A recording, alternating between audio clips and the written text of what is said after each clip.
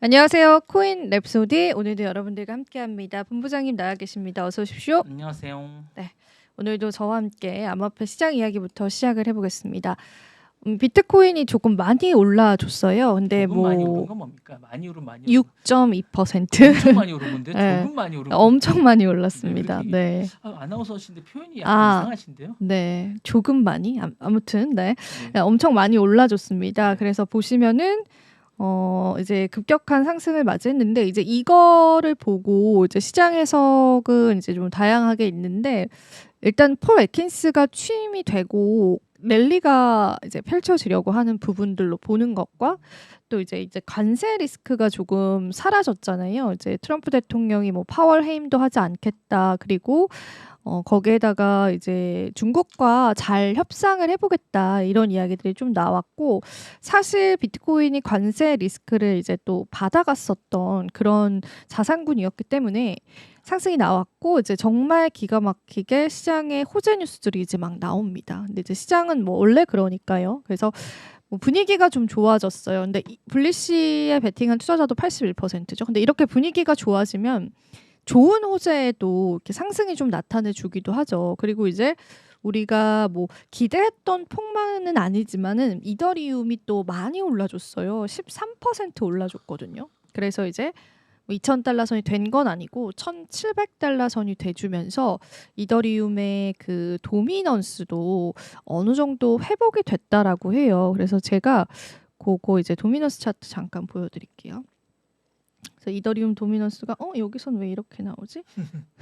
30일짜리로 한번 보겠습니다. 그래서 도미넌스도 그 상당폭으로 좀 회복을 해줬는데 그래도 이제 비트코인이 안 오른 게 아니라 이더리움만 오른 건 아니잖아요. 그래서 그 도미넌스 자체로는 지금 현재 구간에서는 비트코인이 63.4. 그러니까 저희가 어제 그 찍었던 시간 대비해서는 좀 비슷한 수준이다라고 보시면 될 것 같고 그리고 이제 XRP도 8% 올라줬고 솔라나도 8% 올라줬습니다. 스웨코인이 30%나 올랐어요, 여러분. 그래서 요것도 체크해 보셔야 될 것 같고 아발렌체도 15% 올라섰고 이제 궁금한 거는 이제 오피셜 트럼프겠죠. 트럼프 밈코인도 13% 올라서면서 9.4달러. 그러니까 10달러 향해서 가고 있는 게 확인이 되는 시점입니다. 일단은 또 오늘 뉴스들 하나하나 체크를 해볼 텐데 요거 이제 제가 준비한 뉴스들 보기 앞서서 그 소프트뱅크가 비트코인에 투자를 한다고 합니다. 근데 소프트뱅크랑 이제 미국에 있는 금융사 벤처로 이렇게 내세워가지고 그러니까 대형 금융사예요. 어딘지 아직 조금 정확히 알려진 않아서 속보로 나와가지고 그냥 알려드리는 건데 이 비트코인 투자를 하기 위해서 벤처 기업을 신규로 설립한다는 소식이 좀 전해졌어요. 그래서 요것도 이제 좀 시장에서 긍정적으로 받아들여지는 것 같은데 워낙 소프트뱅크는 여기저기 좀 투자를 많이 하는 또 기업이다 보니까 이제 비트코인 쪽에서도 관심도를 좀 드러내고 있는 상황이다. 그렇게 보시면 되겠고 오늘 또 제가 준비한 뉴스들도 같이 한번 살펴보도록 할게요. 테슬라 뉴스부터 준비를 했습니다. 테슬라가 이제 비트코인을 최근에 좀 매집을 했다. 4분기 때. 그래서 이제 보유량이 좀 늘었다. 이렇게 해서 제가 보고서 보여드린 적이 있었는데요. 테슬라가 2025년 1분기 실적 보고를 통해서요. 해당 기간에 비트코인을 매각하지 않겠다고 밝혔습니다. 현재 테슬라는 11,509개의 비트코인을 보유하고 있는 상황이고 그리고 보유 가치는 이제 직전 분기에는 10억 7,600만 달러에서 9억 정도로 떨어졌어요. 근데 이거는 이제 얘네가 그 비트코인을 덜어낸 게 아니라 비트코인이 떨어져서 그렇습니다. 그래서 보유 가치가 떨어진 거고 지금 현재 이 정도 보유를 하고 있고 그 글로벌 기업 중에 비트코인 보유 상위로 랭킹이 되어 있는 것도 확인이 되고 있는 시점입니다. 그리고 이제 자산 가격 변동에 따라서 보유 자산은 조금 줄어들었지만 그 수량 자체는 줄지 않았다는 게 포인트일 것 같고 일론 머스크가 이제 테슬라를 통해서 물론 이제 테슬라 경영진이 결정은 한 거겠지만 테슬라를 통해서 비트코인을 사는데 스페이스 X를 통해서도 비트코인을 사요. 그래서 요 두 기업이 지금 비트코인 보유량들이 각각 이제 소폭 늘어난 게 이제 지난 4분기 때 집계가 됐거든요. 근데 상장 기업은 테슬라이니까 상장 기업 위주로 많이 거론이 되죠. 하지만 스페이스X도 못지않게 비트코인을 모으고 있는 그런 정황들이 나오고 있어서 그거는 이제 여러분들이 사실 이런 투자자들이 우리가 말하는 그 고래 투자자들이잖아요. 그래서 이렇게 밝혀진 이제 기업 투자자이긴 하지만 그 이면에 밝혀지지 않은 고래 투자자도 있지만 그래서 이제 수급적인 면으로 체크를 해보시면 좋을 것 같아서 오늘 가지고 왔고요. 그리고 이제 일론 머스크가 또 간밤에 포세이돈 밈으로 암호화폐 사기를 경고를 했는데 그 밈이 이제 이 밈에서 포세이돈이 삼지창을 들고 있고 여자가 암호화폐 얘기를 하면서 문자를 보냈다면 그를 차단하라는 문구가 포함이 되어 있습니다. 사실 암호화폐 사기가 어떻게 일어나냐면 그 SNS에 진짜 막 예쁜 여자들의 사진을 이렇게 해놓고 그 유저 친구를 맺어요. 그 온라인상에 그렇게 하면서 SNS나 메신저를 통해서 이제 개인 메시지를 보내는 거죠. 남성들한테 뭐 이렇게 데이트하자 이렇게 할 수도 있고 막 그런 식으로 해서 맞아요. 스캠을 해서 그다음에 투자 수익을 좀 유도를 하는 거예요. 그러면서 이제 자연스럽게 투자 이야기로 넘어가서 그 암호화폐를 이제 파는 거예요. 근데 이제 일론 머스크가 요런 것들을 좀 주의를 해야 된다 이러면서 또 SNS에 이야기를 했고 그리고 이제 SNS 상에 모르는 사람과 대화를 하는 거는 이제 암호화폐뿐만 아니라 다양한 그런 사기와 연동되어 있는 경우가 많아요. 그래서 그것도 여러분들이 좀 잘 새겨 들어야 되는 그런 포인트인 것 같고 또 오랜만에 옳은 말을 하셨다 막 이런 또 커뮤니티 의견도 있긴 한데 뭐 아무튼 이제 그거를 이제 간밤에 또 일론 머스크가 암호화폐 관련해서 좀 전해줬었던 소식이었고요.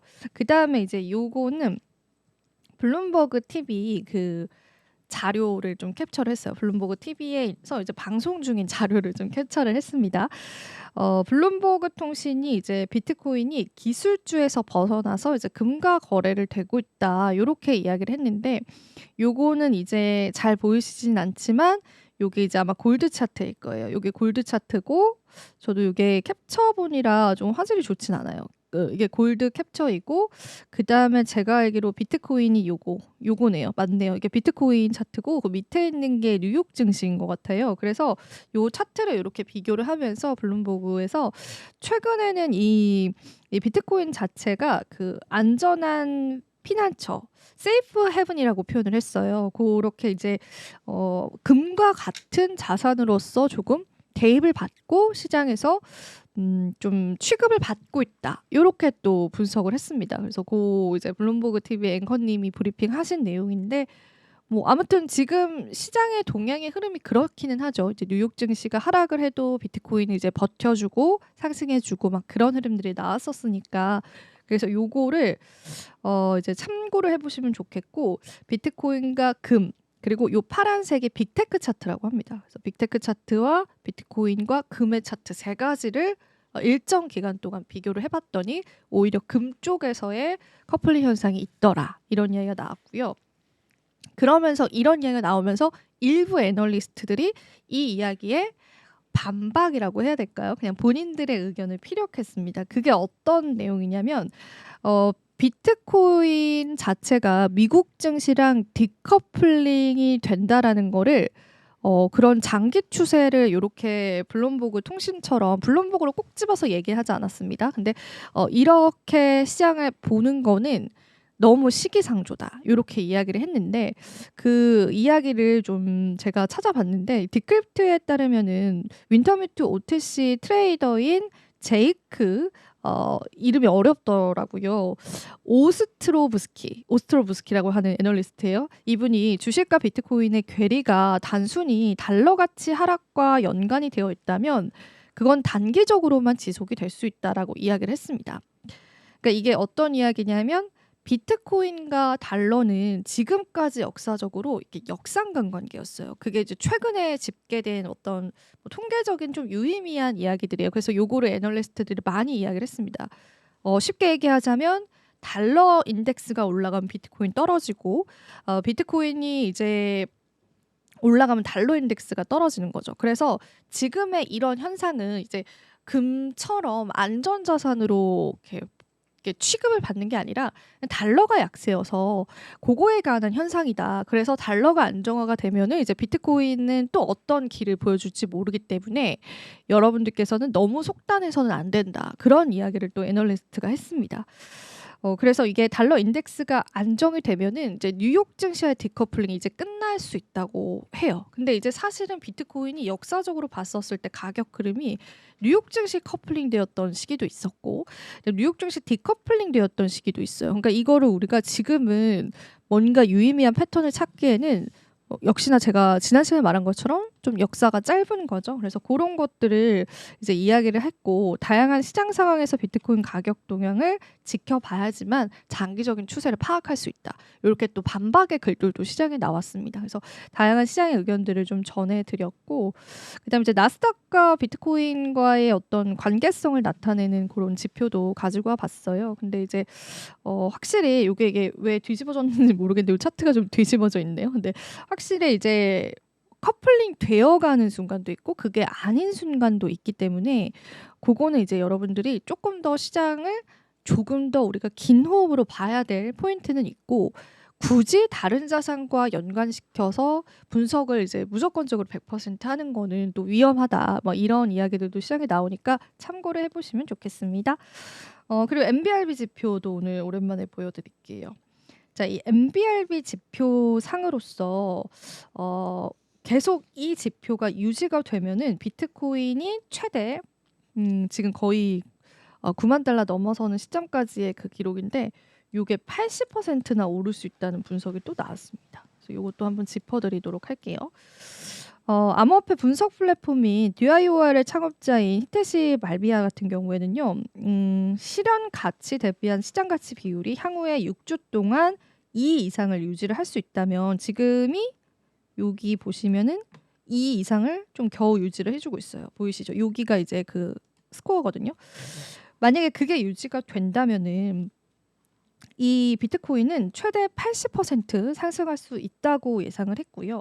MBRB는 3.7을 넘으면 시장에서 고점 그리고 2에 가까우면 강력한 상승 구간 진입을 이야기하는 걸로 얘기를 합니다. 자, 이 지표를 어떻게 보는지 체크를 해드릴게요. 만약에 이 지표상으로 그 MBRB 지표가 3.7을 넘어서요.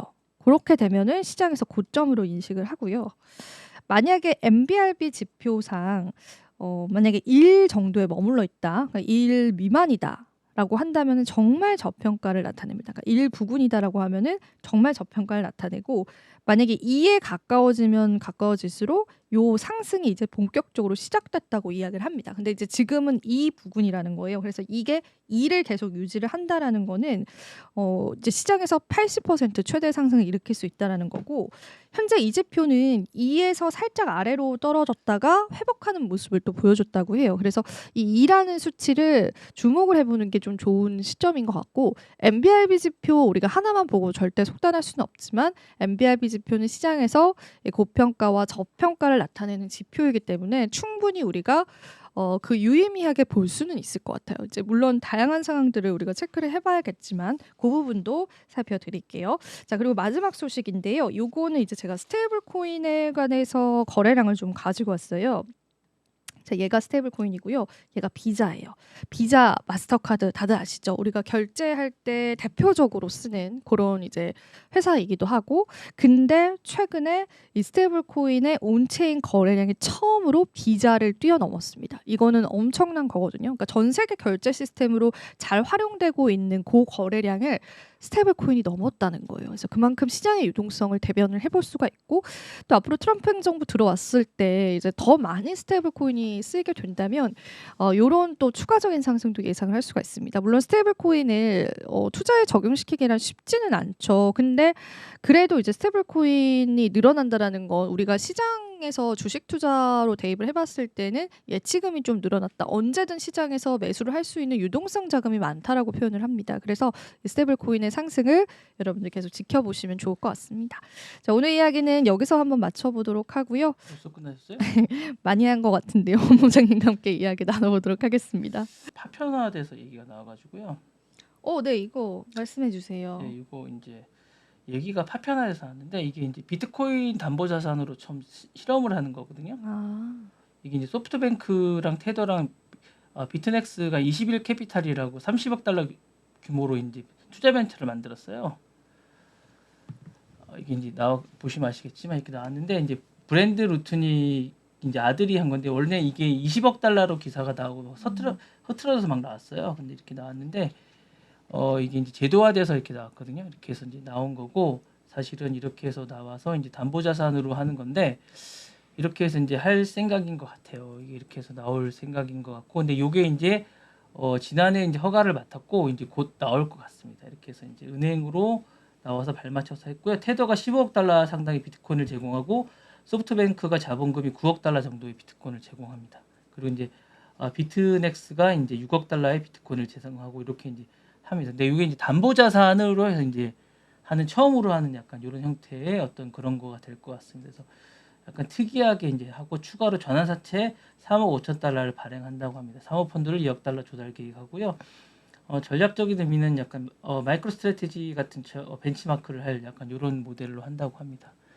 약간 특이하게 이제 시작하는 약간 벤치마크이고 하고 이게 이제 미국 대형 브로커지 기업이랑 캔터 피터라이즈라가 하는 약간 이런 개념을 해서 21 캐피탈이라는 이름으로 30억 달러 규모로 이제 벤처를 설립할 계획이라고 하고요. 트럼프 정부의 친암호화폐 그런 거에 맞춰서 이제 구성할 계획이라고 합니다. 그래서 이걸 이제 런칭할 계획이라고 하고 어쨌든 한 개당 8만 5천 달러 기준으로 이제 주식으로 전환한다고 합니다. 이렇게 해서 오늘 런칭을 하게 됐다라고. 그 얘기군요. 예, 네. 요렇게 여기 이제 기사가 두 개 섞여서 나왔습니다. 그래서 저도 조금 잘 모르겠더라고요. 예, 요게 두 개 섞여서 나왔고 요게 이제 담보 자산으로 요걸 이제 대출을 해주는 상품으로 이제 해서 두 개가 섞여 나왔고요. 여기서는 이렇게 나왔는데 요게 어쨌든 아들이 어쨌든 주도하는데 여기 보면 상무장은 하워드 러턴이 여기 어떤 또 대주주로 나온다는 기사가 두 개가 나왔어요. 그러니까 기사가 두 개가 나왔어요. 한쪽 기사는 여기 보시면 디크립토 기사는 요게 달라요. 이건 대출 담보 자산 한다는 기사가 나왔고요. 한쪽에서는 소프트뱅크가 투자한다는 기사가 나왔어요. 그러니까 두 개 기사를 섞어서 해야지 이게 이해가 돼요. 네, 섞어서 해야지 기사가 돼서 이게 서로가 이제 헷갈리는 기사가 나와서 이게 약간 달라요. 그러니까 두 개를 섞으면 이게 한쪽은 대표가 다르고 한쪽은 또 대표가 달라요. 대주주가 아버지고 아들이 여기 대표예요. 이게 두 개를 섞으면 이해가 좀 되거든요. 그럼 이해해서 보시면 이해가 빠르실 거예요. 예, 감사합니다. 근데 제가 볼 때는 이 소프트뱅크가 투자하는 건 크게 의미가 없고요.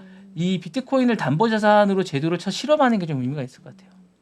그러니까 이게 담보자산으로 된다는 건 되게 의미가 있는 것 같거든요. 그렇죠. 왜냐하면 이게 그렇죠. 가치가 있고 이게 어쨌든 제도권으로 들어온다는 의미가 된다는 거잖아요. 예, 일단 이게 제도권으로 들고 이게 사실 금이나 이런 것처럼 어쨌든 이걸 이제 어쨌든 화폐로 인정을 좀 해준다는 거거든요. 기본적으로. 그렇죠. 예, 그러니까 상당한 의미가 좀 있는 것 같고 그렇게 하면 앞으로 상품으로 이제 만들 수가 있다는 얘기거든요.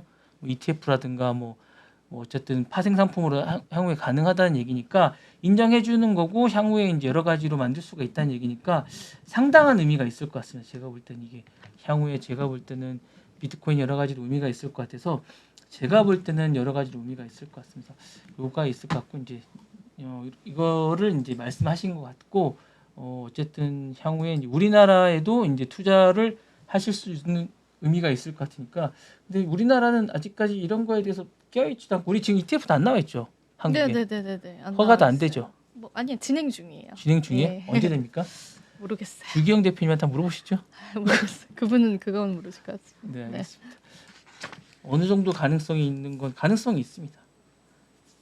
깜짝 놀랐는데요. 어쨌든 오픈AI가 구글 크롬 매각하면 인수 의향이 있다 이렇게 얘기를 했습니다. 검색의 입구를 AI가 가져오겠다는 전략적 선언이 아닌가라는 생각이 듭니다. 그래서 크롬은 단순한 브라우저가 아니지 않습니까? 사실 이게 뭐 엄청나게 몇억 명이 쓰고 있는 건데 크롬을 가진 자가 기본 검색을 어쨌든 지배하는 거 전 세계 60% 이상이 사실은 이걸 쓰고 있기 때문에 오픈AI가 크롬을 인수하면 뭐 챗GPT 기반의 검색이라든가 AI의 환경을 기본값으로 가져올 수 있기 때문에 사실은 이제 이렇게 얘기를 했고 이게 그 법원에서 얘기한 거라 사실은 이게 그 직접 그 오픈AI 이사가 법원 가서 얘기를 한 거거든요. 그래서 사실상 얘기를 한 게 맞기 때문에 이렇게 얘기를 했고요. 크롬 인수 시사 발언은 사실 오픈AI가 독립적인 어떤 채널을 확보하고 구글과 정면 승부에 나서겠다라고 전쟁을 선포한 거나 마찬가지면서 상당히 좀 화가 났을 것 같습니다. 구글 입장에서.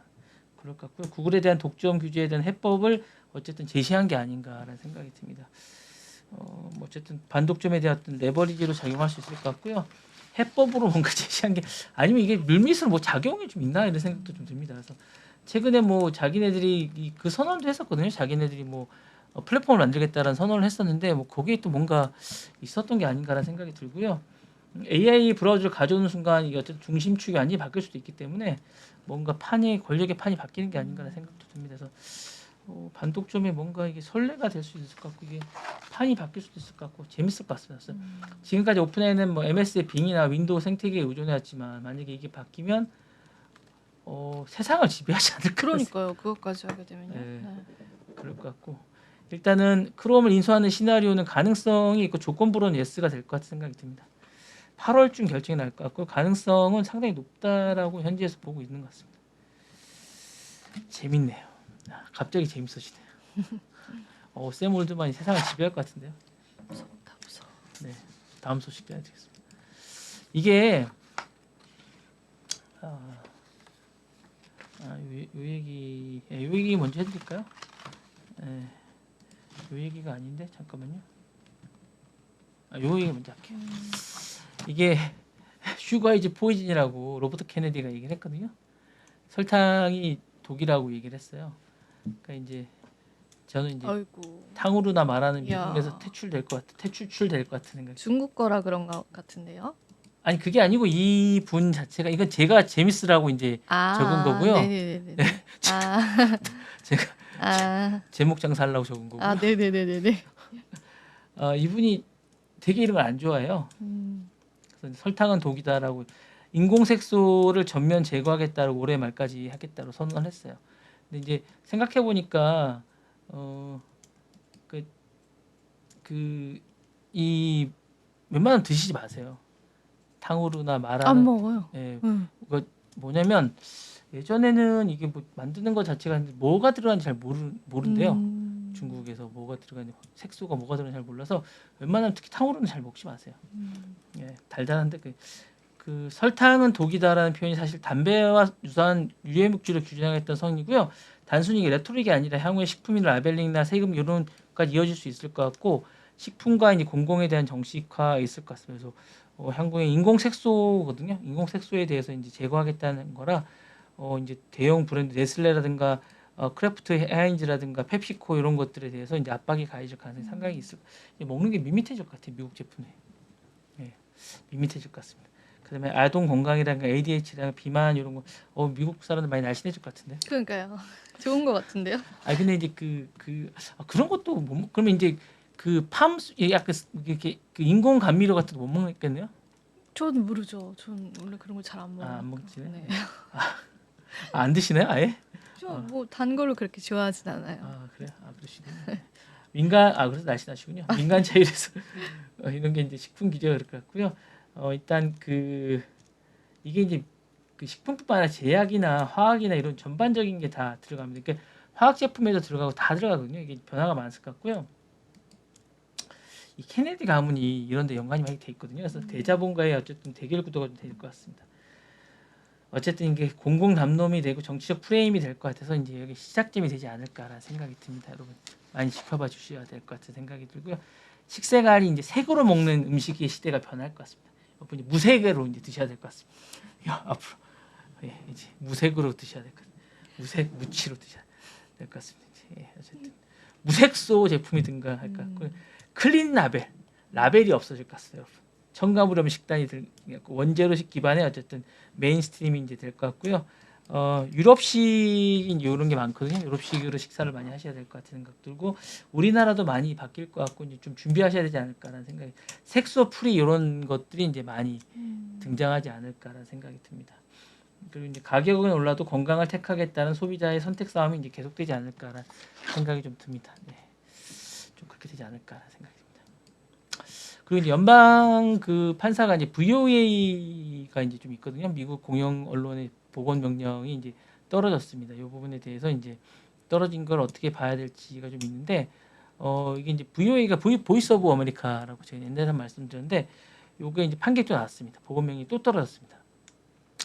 이게 이제 사실은 이런 해외 뭐 쓰는 거 이런 것들에 이제 홍보하고 이런 것들을 트럼프 정부가 되게 싫어해요. 그러니까 이제 그러니까 우리가 이제 미국이 이제 세계 경찰이 아니다.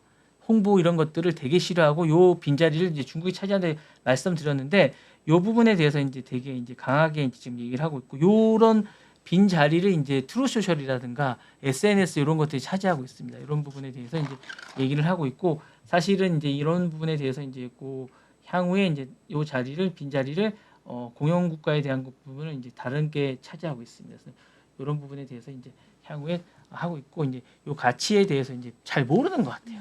그리고 이제 어메리칸 퍼스트라는 것들을 이제 좀 하고 있기 때문에 이 부분에 대해서 이제 해체하려고 있고 미국을 위한 방송이 아니라고 또 생각하고 있는 것 같아요. 그리고 이제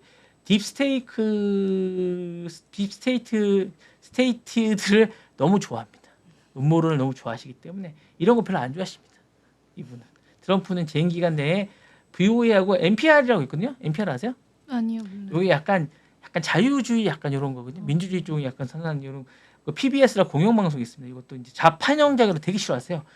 세금으로 정부를 공격합니다. 라고 생각, 정부가 아니라 트럼프를 공격하기 때문에 짐이고 국가라고 생각하는 이분은 그래서 이제 이런 거를 정부를 공격한다 생각합니다. 그래서 너무 싫어합니다. 그래서 정부의 국가적 무기라고 생각해서 이게 선전을 해야 되는데 자기를 공격하는 이런 매체는 필요 없다라고 다 싫어합니다. 그래서 해체하려고 하고 있고요. 정부가 운영하는 언론은 필요 없다. 신자유 포퓰리즘의 철학이기 때문에 싫었다 이렇게 생각하고 있고 공영 언론보다 우파 미디어, 폭스, 뉴스맥스 이런 트루소셜 이런 것들만 존재해야 돼. 이런 분에게 엄청난 지원을 해주고 이제 돈을 줍니다. 그래서 여러분들 공영방송이 국가가 운영 자유시장에 맡겨야 된다. 그러면서 이런데 자유시장에 맡기고 자기가 광고를 엄청 줍니다. 구구 자유 언론들 뭐 트럼프식 포퓰리즘의 전략이라고 생각하고 어쨌든 소프트 파워보다 이제 하드 메시지 중심의 대외 전략을 하고 있으면서 어메리칸 퍼스트 말씀드린 대로 직설적인 외교라든가 상업적 압박, 플랫폼형 미디어를 선호하면서 부여회처럼 느슨하고 공공성의 어떤 중심의 소통 방식보다는 정치적 메시지와 브랜드가 명확한 어떤 미디어를 선호한다라고 말씀드리고 싶고요. 뭐 해체하고 나면 아까 말씀드렸다시피 폭스나 뉴스맥스 제가 말씀드린 뉴스맥스 엄청 세거든요. 이런 데를 좋아합니다. 그래서 뭐 OANN 이런 데 좋아하거든요. 그래서 전략가 파트너로 해서 이제 광고 많이 밀어주려고 한다라는 말씀을 드리고 싶습니다. 그리고 이제 자체 플랫폼 자신이 하는 트루소셜 마가라고 있어요. 생태계를 이제 활용해서 자신이 홍보를 하겠다. 그리고 이제 해외 정보전 수단의 민영화를 좀 하려고 하고 이제 계약형 전환 X 있지 않습니까? X. 네. X에 돈 많이 밀어주고 하라고 얘기하고 싶습니다. 예. 많이 피곤하신가 봐요. 저 오늘 방송하면서 소리를 막 너무 에너지를 썼어요. 왜 그래가지고 소리 지르세요? 그 뭔가 오늘따라 뭐 하고 싶으세요? 예, 막 이렇게 여기서 한번 해보세요. 여기서는 이제 힘이 생방송에 제가 너무 에너지를 써서 이거 생방송인데? 그렇긴 한데 네네. 그래서 저 정규 방송에서 그래가지고 해주세요. 아니요. 자, 요것도 한번 해보겠습니다. 친 트럼프 정부인 기업 테슬라와 메타가 오히려 지금 고전하고 있습니다. 이거 아십니까? 예, 알죠. 오늘 실적 발표 났잖아요. 네. 테슬라 났죠. 71% 테슬라. 급감했습니다. 네, 많이 떨어졌죠. 네, 그리고 알죠. 올해 메타는 70억 달러 적자 볼 것 같아요. 예. 대박이다. 네, 대박입니까 그게? 대박이라고 표현합니까 그런 걸? 대박인 거 오늘 표현이 잘 적당하지 않으시면 아나운서답지 않으십니까? 아니 이거 유행 그건데 MZ들이 많이 그래요? 하는 거. 약간 좀 세대가 그래서 잘 이해 못 하시는 것 같아요. 대박일 땐 좋을 때 대박이라고 하는 거 아닌가요? 그러니까 모든 요즘에는 이제 많은 거 그러니까 약간 합성어 같은 거죠. 그러니까 뭐라고 해야 되죠? 정규 그 단어는 아니죠. 네. 그러면 아나운서에 적절치 않은 표현인 것 네. 같습니다. 저 방송에서는 안 해. 여기는 이제 약간 너튜브니까 좀 편하게 할 수 그런가요? 있어서 하는 알겠습니다. 거고. 네. 어쨌든 그러니까 친정부인데 사실은 약간 아이러니하다는 거죠. 사실은 친 트럼프 기업이고 이제 밀월 관계인데 아이러니하다는 생각이 듭니다. 그 유일하게 상장 기업이거든요. 테슬라가 이제 일론 머스크의 유일한 가지고 있는 그 기업 중에 유일한 상장 기업인데 71% 1분기에 매출이 급감했고 메타도 사실은 상당히 친한데 올해 광고가 70억 달러가 감소할 것 같다는 이런 얘기인 거. 사실 메타는 중국계 광고주가 많은데 이게 중국 광고를 하다 보니까 관세, 교육 긴장이 되고 기업 마케팅이 축소되고 광고 매출이 타격을 받았고요. 테슬라는 중국 최대 생산기지 상하이가 제2 소비 시장입니다. 그런데 관세로 인해서 미중 관계 악화되고 보복 심리가 있고 가격 경쟁 상실하면서 차질을 빚게 됐다라는 생각이 듭니다. 친한 건 친한 거고 사실은 이제 기업 실적 악화라는 생각이 좀 들어요. 그래서 시장 친화적이라고 이제 트럼프가 얘기하는데 사실상 더 이상 통하지 않는다라는 하겠다라는 게 이번에 하게 됐고 그다음에 그 트럼프 2기의 경제 정책이 불확실성이 너무 많다 보니까 시장 신뢰 문제가 조기 반영된 게 아닌가라는 생각이 듭니다. 그래서 정치 시장 간의 신뢰가 단절되는 구조 신호가 온 게 아닌가라는 생각이 들고요. 어쨌든 올해 쉽지 않은 것 같습니다. 왜냐하면 메타는 지금 어쨌든 FTC 어쨌든 그 역공을 계속 막아내야 되는 그런 상황이고요. 테슬라는 오늘 뭐 도지부에서 자기가 뭐 전념 안 하고 하겠다고 하지만 도지부 완전 손을 떼는 게 아니라서 그리고 이분이 뭐 관심이 너무 많더라고요. 뭐 자기 뭐 그 다자녀 뭐 이런 거에도 관심이 많고 뭐 관심이 너무 많으세요. 진짜 너무 관심이 많으세요.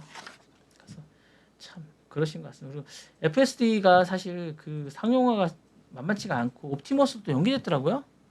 네, 옵티머스도 연기되고 그래서 다 연기하더라고 이분은. 그 일론 머스크 이후로 연기 포스트폰이 요즘 단어인 것 같아요. 그분. 네, 포스트폰이 요즘 이분의 단어인 것 같아서 연기가 이분의 단어인 것 같아서 계약 취소 아니면 연기가 이분의 단어인 것 같아요. 그래서 이분의 단어가 그런 것 같아서 어쨌든 그런 것 같아서 어쨌든 씁쓸합니다. 그래서 친한 것과 매출 증가는 뭐 여러 가지 그게 좀 있는 것 같다라는 생각이 좀 듭니다. 자, 요 숫자입니다. 318, 310, 328 무슨 뜻일까요? 모르겠는데요. 본인이 절감했다는 그 돈입니다. 올해. 네, 엄청나게 많이 줄였죠. 얼마입니까? 저 계산해 볼게요. 318, 310, 318, 328 달러. 얘기께서 해보세요. 제가 계산해 볼게요. 3억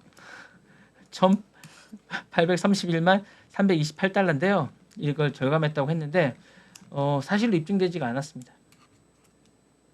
채용 및 브랜딩 관련해서 계약을 취소함으로써 이제 이렇게 이제 절감했다 주장하고 있는데 이게 월 오브 더 리셉션 데이터베이스의 5번째 큰 절감 항목으로 소개가 됐습니다. 이 절감 주장에 여러 문제가 좀 제기되는데 계약 존재 여부가 불확실하다입니다. 해당 계약은 실제 체결되지 않았고 단지 제한 요청서 단계에 머물러 있을 가능성이 크다고 합니다. 실질적인 예산 절감이 이루어졌다고 보기 어렵다고 얘기하고 투명성이 부족하다고 합니다. 도지 계약서에 구체적인 문서나 증빙 자료가 공개되지 않고 이에 대해서 척슈머 상원 원내 이런 문서 없이 도지의 절감 주장이 검증할 수 없다라고 지적하고 있다고 합니다. 과장된 절감액도 좀 있는데 도지의 80억 달러 뭐 주장했는데 이것도 뭐 800만 달러로 불과하다라고. 4,500억이에요 하나로. 네. 4,500억. 그러니까 80억 달러라고 주장한 것도 사실은 800억 달러인 게 많고 이런 사례가 이제 신뢰도를 많이 떨어뜨리고 있다라고 얘기를 많이 해서 뭐 사실 이게 뭐 받아들이기 힘들다고 합니다. 그러니까 이게 어쨌든 뭐 이렇게 보면 뭐 무슨 뭐 이렇게 뭐 사랑의 뭐 그런 요 달러만 없으면 무슨 그런 신호 같잖아요. 뭐 좌표 같기도 하고 그죠? 예. 좌표가 아닙니다. 어쨌든 신뢰가 많이 떨어집니다 이분. 예산 절감이 아니라 정치적 브랜드 같은 약간 그런 이건 그걸로 해도 되겠어요. 그 티셔츠 안에 찍어갖고 티셔츠 만들어 입어도 되겠습니다. 예. 도지부에 찍어서 돌리지 그랬어요. 네, 그럴 것 같은데. 네, 어쨌든 씁쓸합니다. 좀 매일 도지부하고 트럼프 얘기하고 일론 머스크만 얘기해서 너무 힘드네요. 너무 힘듭니다. 그만 얘기하고 싶네요. 요즘은 샘 올드만 얘기도 너무 많이 하는 것 같아요. 다음 얘기 샘 올드만입니다.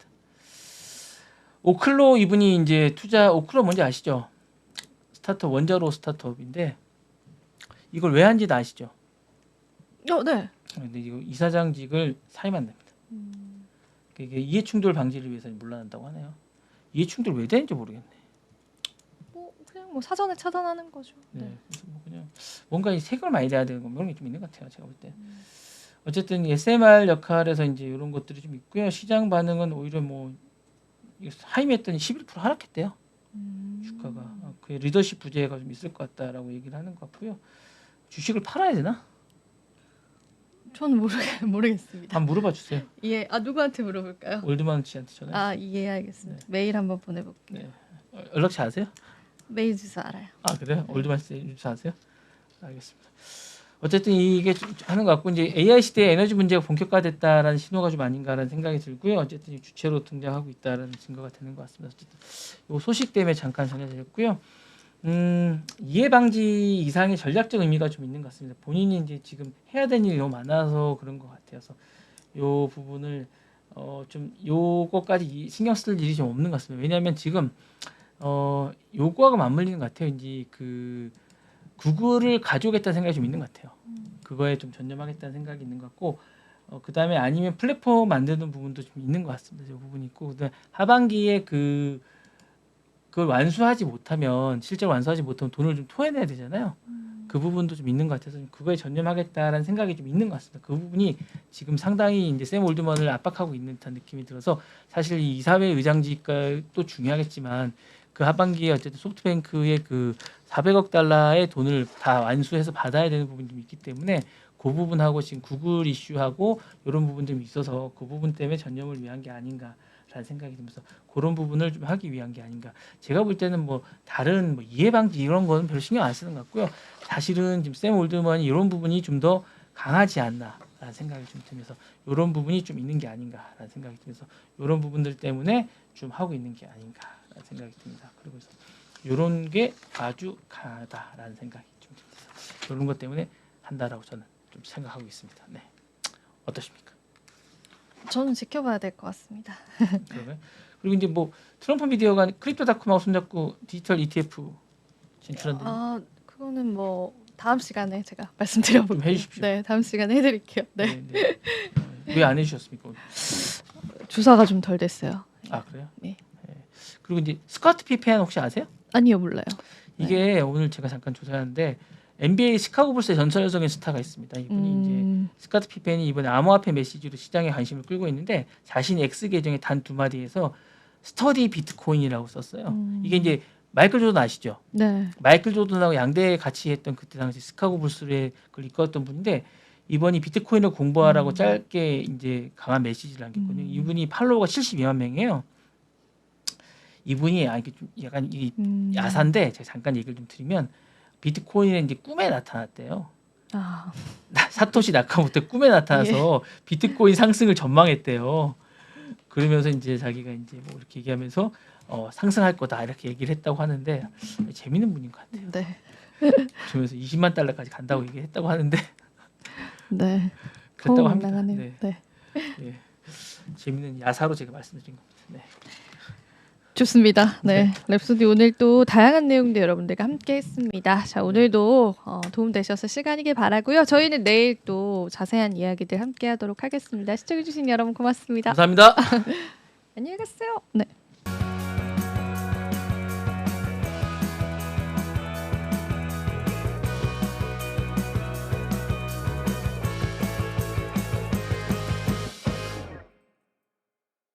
시청자 여러분 안녕하십니까? 국내외 주요 소식 전해드리는 모두의 증시 고유림입니다. 첫 번째 뉴스입니다. SK하이닉스가 최근 분기 영업이익 7조 원을 넘어서는 뛰어난 실적을 기록하며 인공지능 메모리 시장에서의 막강한 지배력을 바탕으로 한 행보를 이어가고 있습니다. 24일 SK하이닉스는 연결 기준으로 2024년 4분기 영업이익이 7조 4,405억 원을 기록했다고 발표했습니다. 이는 작년 동기 대비 158% 증가한 수치로 역대 두 번째로 높은 실적을 기록한 것입니다. 지난해 4분기에는 8조 828억 원의 영업이익을 기록했으며 SK하이닉스는 이 실적을 넘어설 수 있을 것으로 예상됩니다. 특히 SK하이닉스는 이번 분기 실적에서 삼성전자 반도체 사업부인 디바이스 솔루션 부문을 넘어 삼성전자의 전사 영업이익까지 초과했습니다. 아직 삼성전자의 확정 실적은 발표되지 않았지만 증권가에서는 삼성전자의 1분기 영업이익이 SK하이닉스보다 약 8천억 원 적을 것으로 예상하고 있습니다. 이를 통해 SK하이닉스가 향후 삼성전자를 다시 한번 앞설 가능성도 제기되고 있습니다. SK하이닉스의 이 같은 호실적은 AI 칩에 사용되는 HBM에서의 시장 지배력 확대 덕분입니다. SK하이닉스는 HBM을 통해 8분기 연속으로 영업이익률을 개선했습니다. 2023년 1분기 영업이익률은 마이너스 67%로 바닥을 찍었지만 2024년 1분기에는 42%로 2배 가까운 성장을 이뤄냈습니다. SK하이닉스는 이 같은 영업이익률 개선을 AI로 인한 메모리 시장의 구조적 변화와 사업 체질 개선 노력 덕분이라고 분석하고 있습니다. 또한 SK하이닉스는 전 세계 HBM 시장 점유율의 절반 이상을 차지하고 있으며 2024년 1분기 디램 시장에서의 36%의 점유율을 기록하며 삼성전자를 제쳤습니다. SK하이닉스는 HBM3 12단 제품을 이미 솔드아웃 상태로 공급하고 있으며 후속 제품인 HBM4 12단 제품은 올해 하반기 양산을 목표로 주요 고객사에게 샘플을 공급 중입니다. 이러한 성과는 DDR5와 고용량 eSSD 등 고부가가치 제품의 판매 증가에도 기인합니다. SK하이닉스는 구형 제품들의 비중을 줄이고 선단 공정으로의 전환을 통해 사업 체질 개선을 가속화하고 있습니다. 이를 통해 비수기인 1분기에도 견조한 실적을 기록하며 향후 메모리 시장 조정기에도 차별화된 실적을 달성할 가능성을 시사하고 있습니다. SK하이닉스는 향후 메모리 시장의 불확실성 속에서도 지속적인 경쟁력 강화를 위한 사업 체질 개선을 지속하겠다는 의지를 밝혔습니다. 삼성전자와 마이크론 역시 구형 제품의 생산을 줄이며 디램 공급망 재고 감소와 가격 하락세 둔화에 따른 영향을 받았습니다.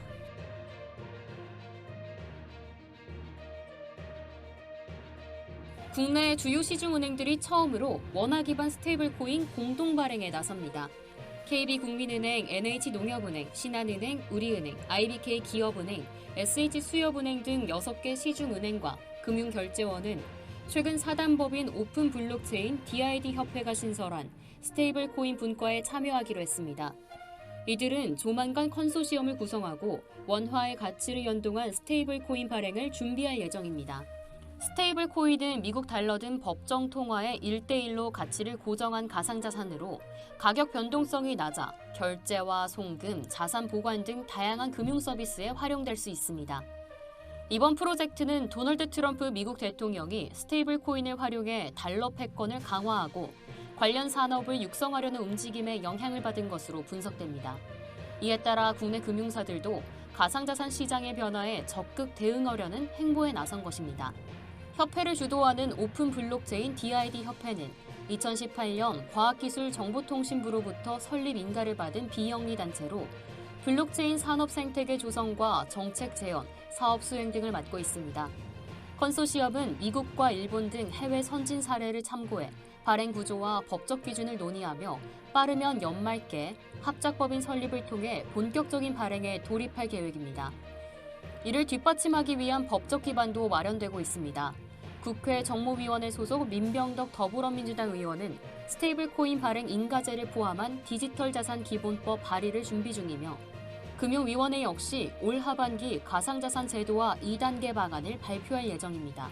금융업계 관계자는 스테이블 코인의 파급력이 단순히 가상자산 시장을 넘어 은행 산업 전반으로 확산될 가능성이 크다며 원화 스테이블 코인이 활성화돼야 글로벌 규제 논의에 한국도 목소리를 낼 수 있다고 강조했습니다.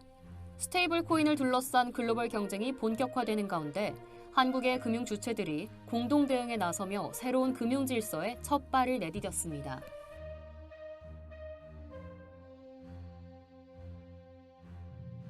청소년 비만 치료의 판도를 바꿀 중대한 변화가 예고되고 있습니다.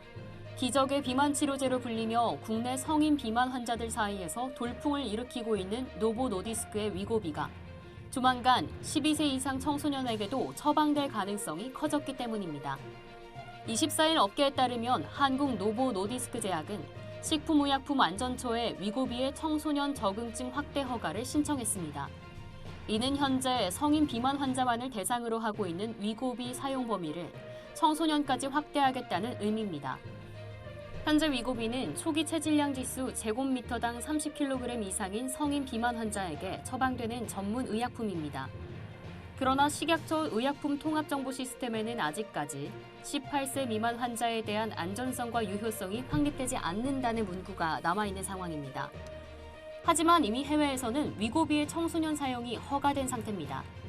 미국 FDA는 위고비를 12세 이상 청소년의 비만 치료제로 승인했고 유럽의약품청 역시 동일한 연령 기준으로 허가했습니다. 국내에서도 이와 같은 흐름에 발맞춘 조치가 시작된 것으로 보입니다. 위고비는 GLP-1 계열의 비만 치료제로 식사 후 장에서 분비되는 호르몬을 모방해 인슐린 분비를 촉진하고 식욕을 억제하는 효과를 냅니다. 이 덕분에 단기간 내 체중 감소를 유도하며 지난해 10월 국내 출시 이후 큰 주목을 받았습니다. 청소년기의 비만은 성인기 만성질환으로 이어질 가능성이 높은 만큼 초기 치료 개입이 매우 중요합니다. 위고비가 청소년에게도 처방될 수 있다면 의료 현장에서의 치료 선택지가 획기적으로 넓어지게 됩니다. 노보 노디스크는 앞서 비슷한 GLP-1 계열의 치료제 삭센다로도 청소년 적응증을 승인받은 바 있어 이번 위고비 청소년 적응증 확대 역시 무리 없이 허가될 가능성이 높다는 전망입니다. 국내 청소년 비만 치료에 새로운 전기가 열릴지 업계와 의료계는 식약처의 허가 결과를 주목하고 있습니다.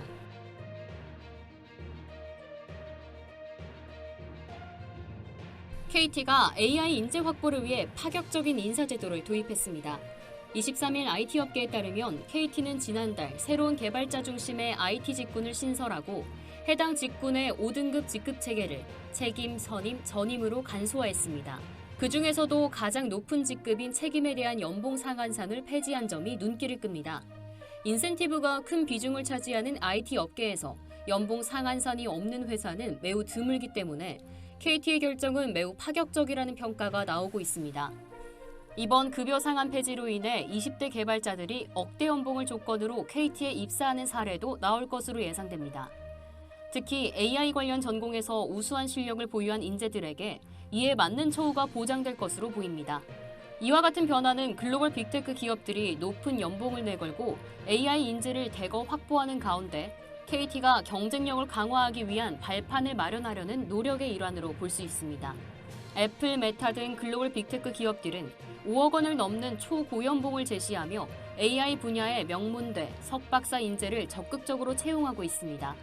KT가 이와 같은 경쟁 속에서 우수한 AI 인재들을 유치하려는 시도는 김영섭 대표가 강조하는 AICT 기업으로의 변신에 맞춰 더욱 속도를 낼 것으로 보입니다. 김 대표는 마이크로소프트, 팔란티어 등 글로벌 테크 기업과 전략적 파트너십을 맺으며 AI 시장으로의 확장을 꾀하고 있으며 이번 급여 상한 폐지와 인사제도 개편도 이를 위한 중요한 발판입니다. KT의 공격적인 인재 영입도 여기서 그치지 않습니다. KT는 지난 2월 AI 전환 직무 인재 채용을 위한 전담 조직인 테크 리크루팅 센터를 신설하고 AI 분야 인재를 발굴하기 위한 적극적인 노력을 기울이고 있습니다. 또한 지난해 AI 인재 1,000명을 목표로 한 대규모 채용을 진행했고 올해에도 세 자릿수 규모의 핵심 인재 채용을 실시하고 있습니다. 이러한 변화를 통해 KT는 개발자 구직 시장에서 그 존재감을 더욱 키울 것으로 보입니다. 그동안 연봉이 높고 자유로운 조직 문화를 갖춘 플랫폼 기업들이 선호되었으나 KT는 이제 그에 맞먹는 보상과 유연한 근무 환경을 제공하며 경쟁력을 높여가고 있습니다.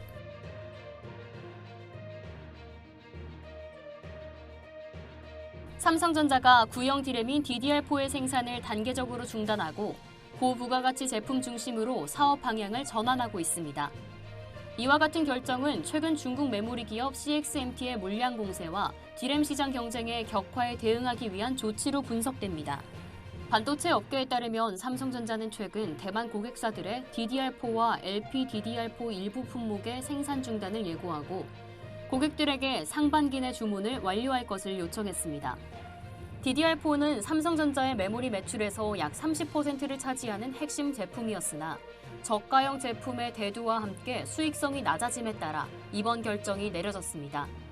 특히 LPDDR4는 저전력 디램으로 주로 모바일 기기에 사용되며 중국 내 저가 스마트폰에 많이 탑재되어 있지만 이제 삼성전자는 이를 고부가가치 제품인 DDR5와 고대역폭 메모리로 전환하려는 움직임을 보이고 있습니다.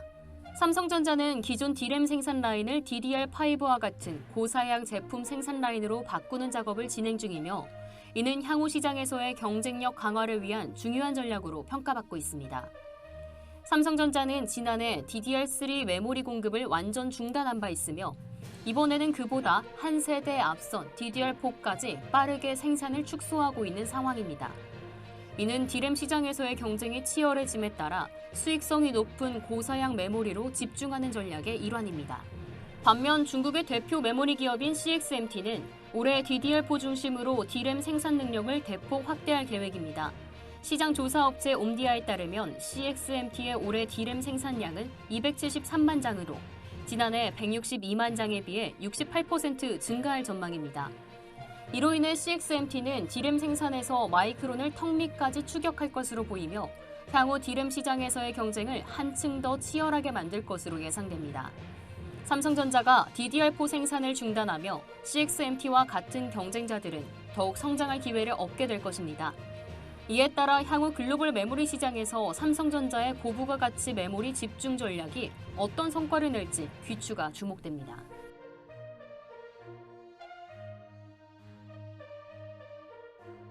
이상으로 모두의 증시 마칩니다. 본 방송에서 제공해드리는 정보는 투자 판단을 위한 조언일 뿐 해당 자산의 가치와 상승을 보장하지 않습니다. 시청해주신 여러분 고맙습니다.